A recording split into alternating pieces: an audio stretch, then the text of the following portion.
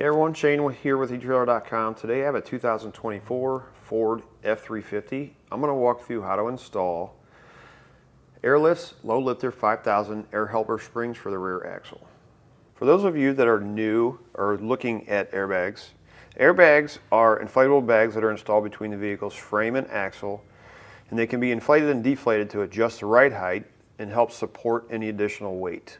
This is beneficial because you can adjust each bag independently for off-center loads that you may have in the bed. They're also going to improve your ride quality because they're going to absorb road shock, especially when you're on uneven terrain or hitting bumps in the road.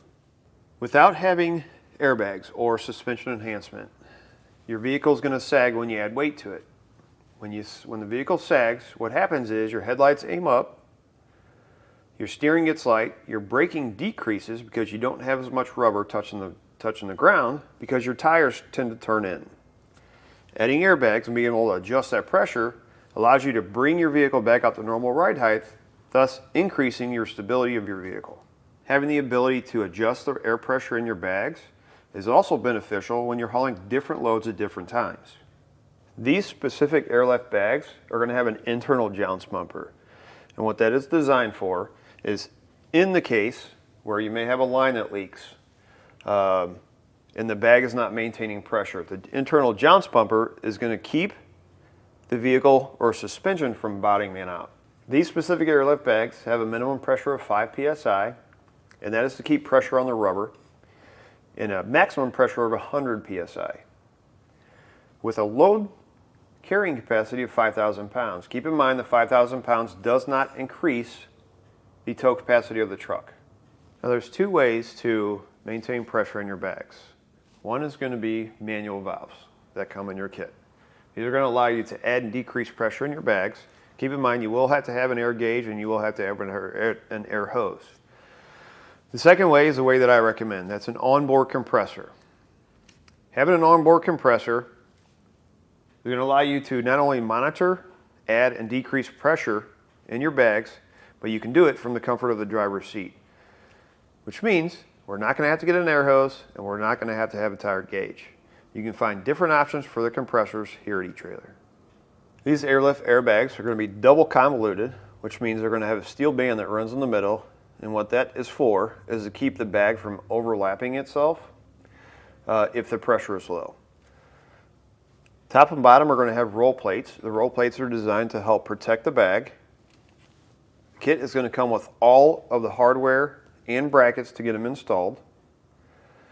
The installation process is pretty simple and straightforward.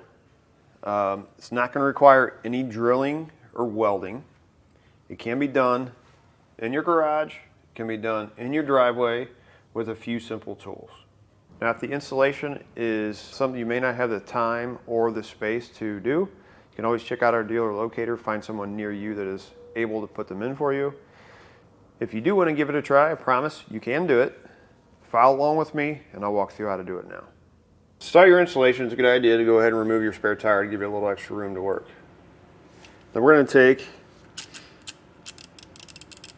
a 15mm socket. We need to remove our jounce bumper. You're going to have a nut here and a nut on the other side.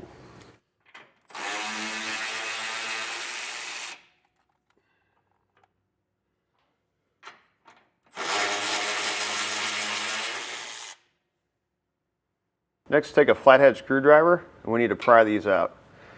This side right here is the side we need to pry on. We're going to get underneath of it.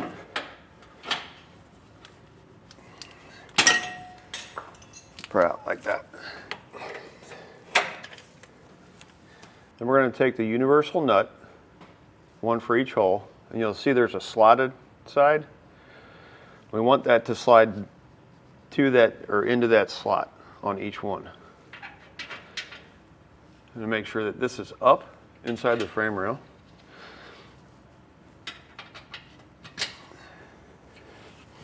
You may need to use a screwdriver. I'm going to make sure it's not too far in because we're going to have a bolt that's going to go up through there.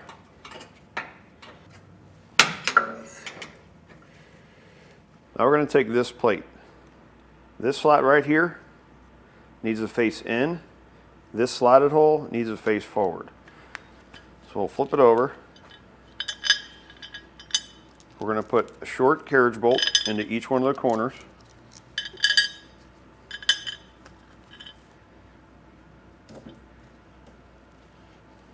You're going to have 2 Allen bolts.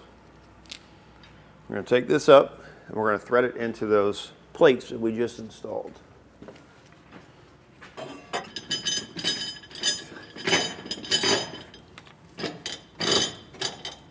And we'll come back with a number 9 Allen wrench and we'll tighten them down.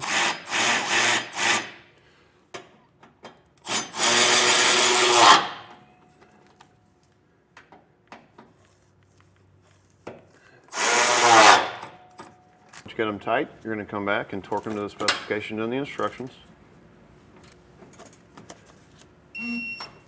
Next thing you're going to do is this line on the left side of this bracket, we need to pry it out from this connector here and the one on the bottom. Trim panel tool, flathead screwdriver.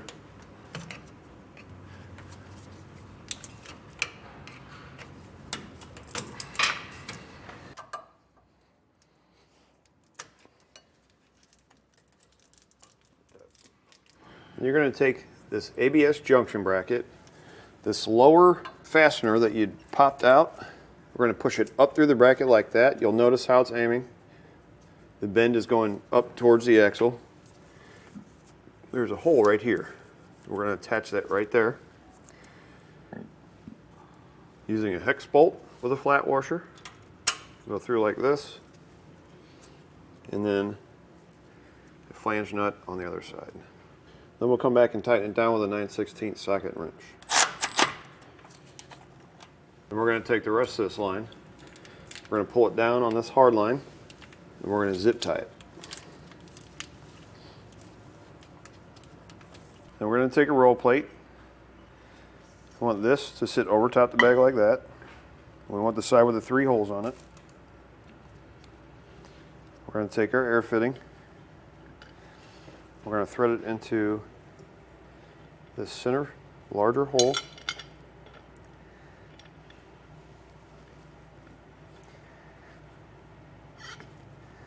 Thread it in by hand until you get it tight. We'll take 1/2 inch wrench. We're going to go 1.5 more turns. 1/2.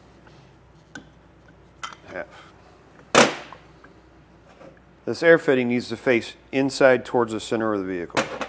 We're going to take this plate, this bend needs to go towards the front of the vehicle. So we're going to be using these 2 holes. Set it over the top like that. We're going to take a hex bolt, a lock washer, and a flat washer. And we're going to thread it into each one of these holes.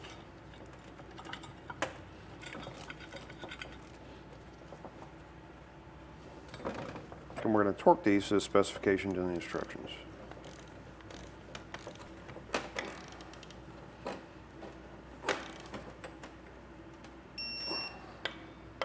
We're going to flip it over. We're going to set on our second roll plate.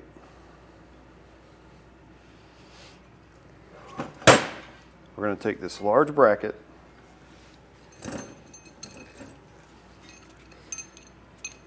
you'll notice there's 3 holes. We're going to use this hole and this hole right now. Long carriage bolts. We're going to feed them up from the bottom.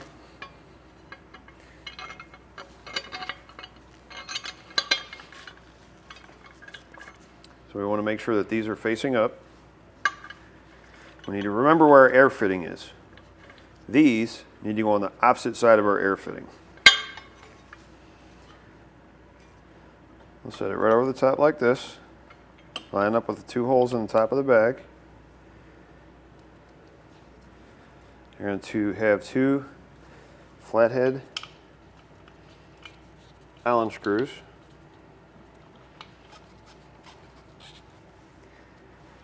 Thread these down in the bag. And once we get these threaded in, we'll come back and we'll torque them to the specifications and the instructions.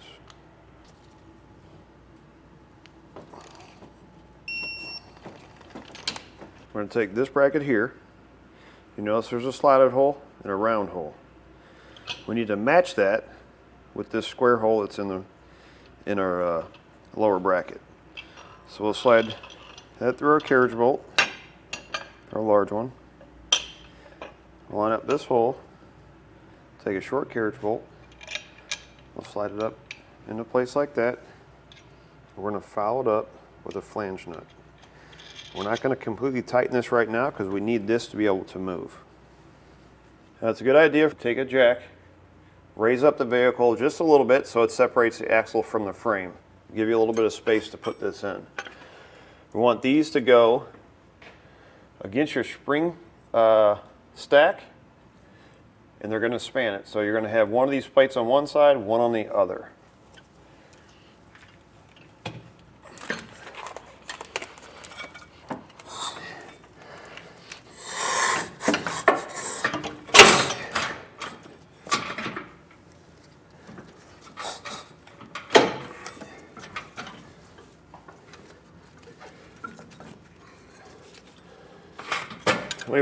What we want to do is that upper plate with the 4 holes in the corner, we're going to line it up with the 4 bolts that we dropped down through that bracket we installed on the frame. Just like that. You're going to put a flange nut on each one of those bolts. We're going to take this U-bolt, we're going to go on the outside of the spring pack and go into the upper holes in this bracket.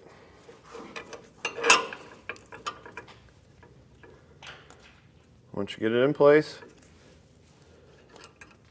put on a flat washer,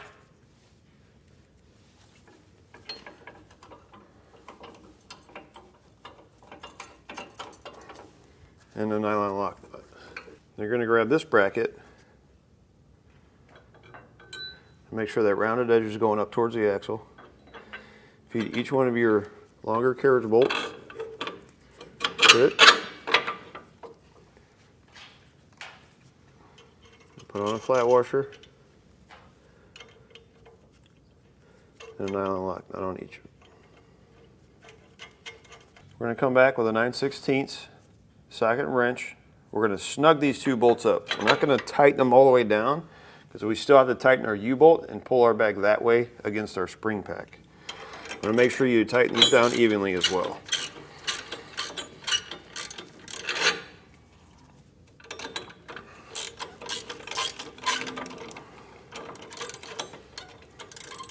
And we'll come back with a 9/16 socket.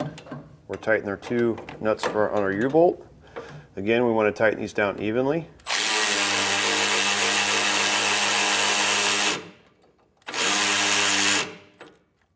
Once we got everything fairly secure, we're going to come back up to these. We're going to torque these to the specification and the instructions.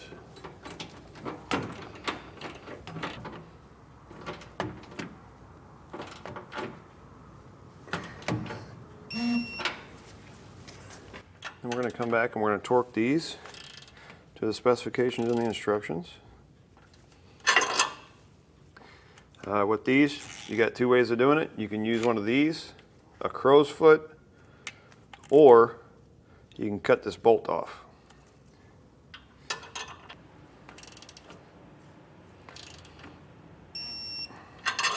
Last one we need to torque down is going to be this one here. I'm going to torque it to the specifications and the instructions. Once you get the driver's side done, you're going to repeat the process on the passenger side. The only difference is going to be you're not going to have wires that you need to move over here. You're going to have one hard line. It's going to be this brake line here. You need to make sure that it's on the outside of this long bolt here.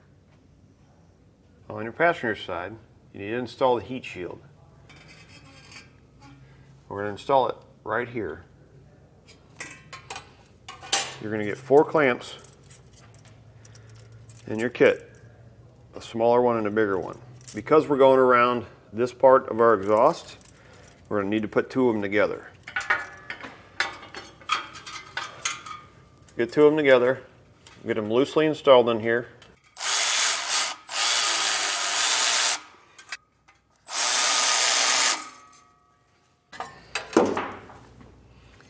And take your heat shield. These little tabs are flat. Bend them in, and then like that. And then take it, we're going to slide it right underneath that clamp.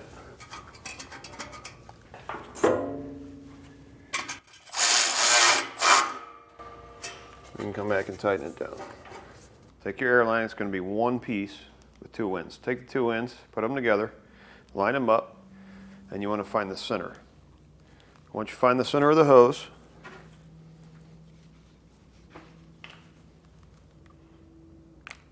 cut it in half. It's going to give you an even amount of line for each bag. We need to route them to the back of the vehicle. On your passenger side, the only thing different between your passenger and driver's side is your passenger side is going to have this sleeve that you need to slide over the end of the line before you insert into the fitting on the bag. Really, you can route it however you want. You just want to make sure you're staying away from anything hot or moving. What I did is I actually made a bracket for the back. I just took a 4-pole bracket, flipped it over, put a clamp on it around the hitch, and then drilled these out to the specifications and the instructions so that the fittings or the valves will fit in there. Another way you can do it is you can go into where the license plate mounts. Drill those out just a little bit bigger, and you can insert your fitting right through it and use those to hold your license plate on. That's actually the way I do it quite a bit. I'm going to be putting an air compressor on this later on, so I didn't want to drill those out just yet because we're going to be going down to one valve, and I didn't want to drill out one hole and then not use it later. So I'm making a temporary bracket here, and then when they come back for me to put the compressor on, I'll redo these and move them up to where the license plate is. You want to make sure your line, end of your line is cut flush. Don't use pair of scissors or anything like that. You want to make sure it's not pinched or kinked and there's no burrs on it. So once you cut it, you rub it like this, it'll get any of those burrs off. When you insert it into the fitting,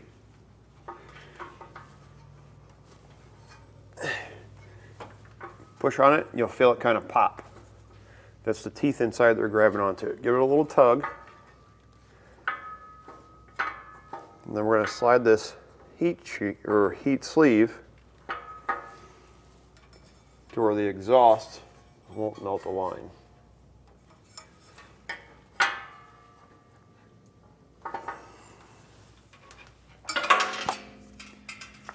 We'll take the other end, and we'll route it to the back of the vehicle.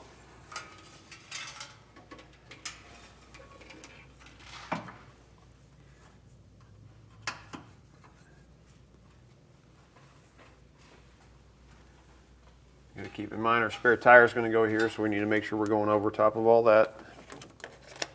And then we don't want to cut this off. What I like to do is I'll just loop it up where I need it, and I can zip tie the excess behind some factory wiring over here on the side.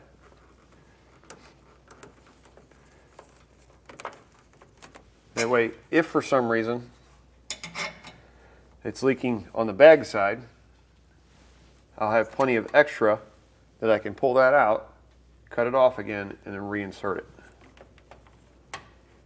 Once you got your line where you want it, you're going to put a nut on. Then you're going to put the star washer on. Insert it into whatever location you chose. We're going to put on this rubber washer.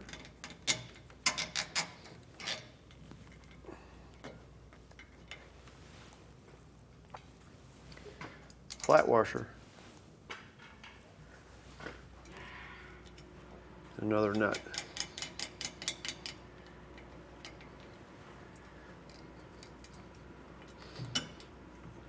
Then we'll come back with a 1/2 inch wrench and tighten it down.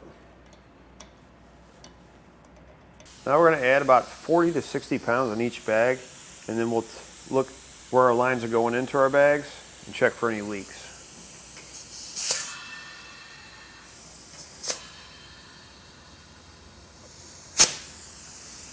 Spray your fitting where your line's going in, and the top of the fitting where it's going into the bag. If you see little bubbles forming, not just the soap, but little bubbles forming, that means there's air coming out of that.